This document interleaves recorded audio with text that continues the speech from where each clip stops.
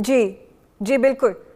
मेरे साथ बने रहिए प्यारे Khan ji. I have also with me Maulana Kausar Hasan Majidi. He is the chairperson of the Sufi Khanqah association. Maulana Kausar Hasan Majidi ji, what is your inference that you took away after this big announcement that came, this meeting of the 9-member delegation of the dargahs of the country?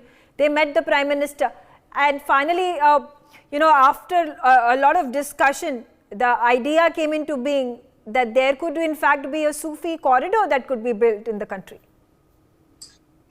देखिए, सबसे पहले तो मैं आपके माध्यम से प्रधानमंत्री नरेंद्र मोदी जी और अल्पसंख्यक कल्याण मंत्री स्मृति ईरानी जी का शुक्रिया अदा करना चाहता हूं, क्योंकि उन्होंने हमारी सूफी खानका एसोसिएशन का एक प्रस्ताव पारित हुआ था हमारी कार्य समिति में सन 2001 में।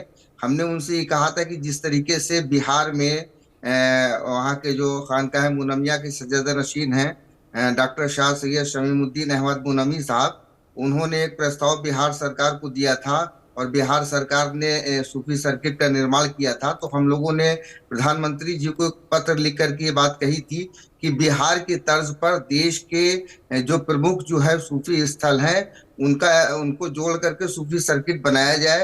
तो हमारी वो मांग हमको पूरी होती हुई दिखाई दे रही है। उसके लिए हम प्रधानमंत्री जी का बहुत बहुत धन्यवाद देते हैं आपके माध्यम से।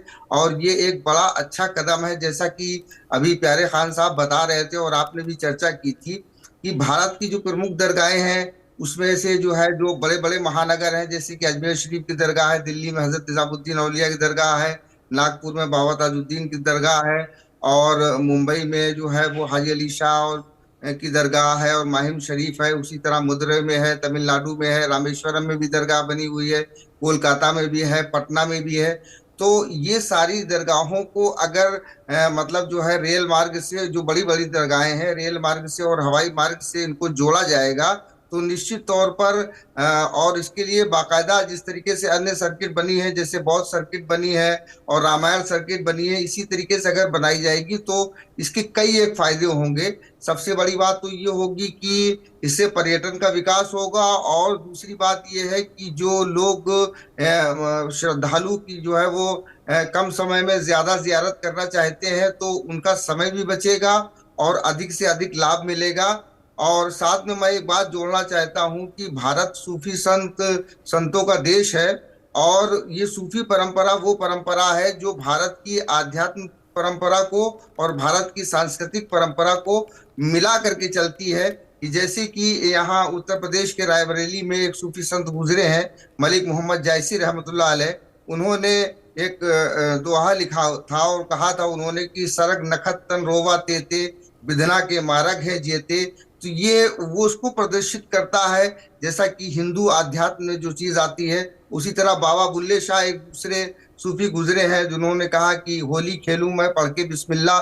तो एक तरफ तो वो आध्यात्मिक परंपरा को जोड़ रहे हैं और दूसरी तरफ वो सांस्कृतिक परंपरा को जोड़ रहे हैं। यही सूफीवाद है जो सारी परंपराओं को जोड़ करके देश की एकता और अखंडता और भाईचारे के लिए काम करता है। जी मौलाना जी, यहाँ पे अगर हम सूफिज्म की बात करें, यहाँ पे ये सूफिज्म कोई मजहब को नहीं मानता, कोई रिलीजन को नहीं मानता, क्योंकि अगर हम हिस्ट्री में पढ़ें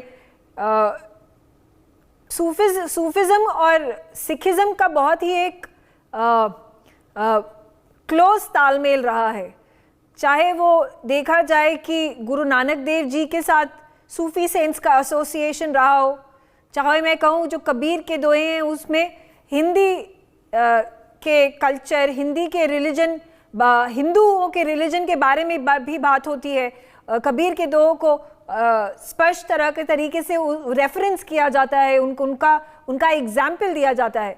तो क्या ये एक जो यूनिटी इन डाइवर्सिटी की हम बात करते हैं, जहाँ पे जो सूफी सेंट्स को, सूफियों की दरगाहों को हाईलाइट किया जाता है, क्या ये एक प्रोपगेशन होगा यूनिटी इन डाइवर्सिटी की तरफ, जहाँ पे सूफी संतों ने यही एक एफर्ट की थी कि भारत उसके इतने सारे रिलीजन्स हैं, उनको सब संकृतित करते हुए एकजुट होके आगे बढ़े?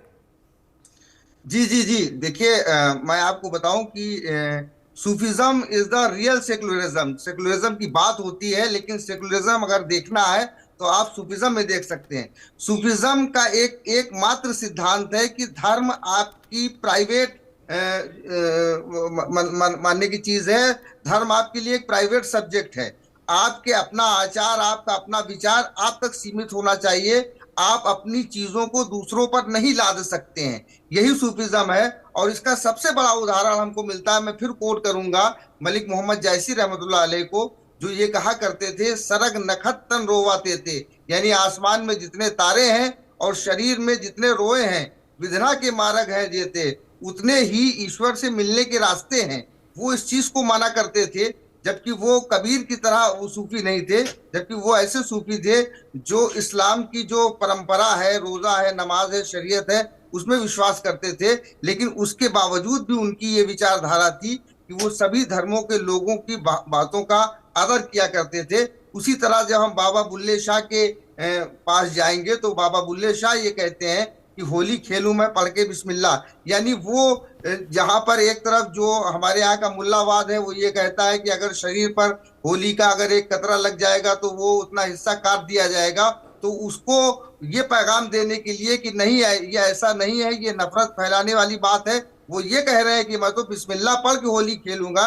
यानी इस्लाम में कोई भी नेक काम जब किया जाता है तो बिस्मिल्लाह पढ़ करके किया जाता है। तो वो होली के त्योहार को, होली के प्रोग्राम को इतना पवित्र मान रहे हैं कि वो इस तरीके की बात करते हैं। और तीसरा जो सबसे महत्वपूर्ण उदाहरण मिलता है वो ताजाबाद शरीफ नागपुर में मिलता है, कि जहां पर आप देख सकते हैं कि हर धर्म के अनुयायी और वो जो उनकी व्यक्तिगत आस्था है, वो किसी भी भगवान की पूजा करते हो या वो किसी भी मतलब जो है वो कास्ट के हो या किसी भी रिलीजन में हो, वो मस्जिद में जाकर के नमाज पढ़ते हो या रोजा रखते हो, लेकिन जब उस दरगाह पर जाते हैं तो वो समान रूप से उनका ट्रीटमेंट किया जाता है। यही सूफी परंपरा है जो सभी को अपने साथ मिला करके, आत्मसात करके और सारी चीजों को संकलित करके एक पैगाम देती है।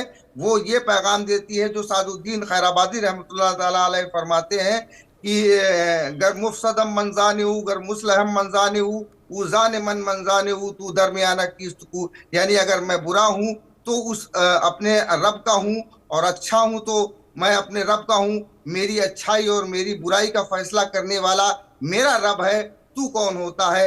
यही सूफी परंपरा है जो बंदे को ईश्वर से मिलाने का काम करती है, लेकिन साथ में दूसरे ईश्वर के दूसरे बंदों को अधिकार देने और उनसे प्यार करने की जो है वो तालीम देती। जी बिल्कुल, हमारे साथ बने रहिए।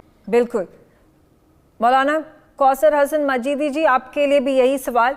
यहाँ पे आप फ्यूचर क्या देखते हैं? जो मुस्लिम पॉपुलेशन है, इस्लाम के फॉलोअर्स है हमारे देश के अंदर, और किस तरह से इस ये जो सिंक्रेटिक कल्चर है, ये यूनिटी इन डाइवर्सिटी है, इसको आगे भी प्रमोट किया जाए? देखिए, बहुत बहुत शुक्रिया आपका ये सवाल मुझसे करने के लिए, और इसका मैं जवाब देना चाहूँगा आपको कि मुस्तकबिल जो हमारा है वो उस मुस्तकबिल को तो तय कर दिया था 1947 में मौलाना अबुल कलाम आज़ाद ने, और ये तय कर दिया था कि इस मुल्क में जब तक सैयद अशरफ साहब जैसी शख्सियत हम लोगों की सरपरस्ती करती रहेगी, इस मुल्क में हमेशा हमारा जो है मुस्तकबिल रोशन होगा। और जो रही बात की जो कि भय में मुसलमान है, तो माफ कीजिएगा, भय में तो मुसलमान उस वक्त भी नहीं था कि जब जिन्ना की जो है धार्मिक अंधता में जिसने पूरे हिंदुस्तान के जो है टुकड़े कराने की ख्वाब पाले थे और एक अलग मुल्क बनाया था, उस वक्त भी भय नहीं था और आज भी भय नहीं है। क्योंकि अगर हम पर कोई बात आती है तो हम उस बात को बोलें, उससे पहले बोलने के लिए कोई रमेश कुमार आ जाते हैं, कोई सुरेश कुमार आ जाते हैं। ये हिंदुस्तान है और ये हिंदुस्तान की खूबसूरती है कि जहाँ पर हमारे हिंदू हमसाए हमारे साथ हमेशा खड़े होते हैं, और हमारे मुल्क का मुस्तकबिल बहुत ही शानदार है क्योंकि हमारे बुजुर्गों की सरपरस्ती हमारे सरों पर है और उनके ख्यालात और उनके विचार जो है वो हमारी रहनुमाई कर रहे हैं। जी बिल्कुल, बहुत अच्छी बात कही आपने।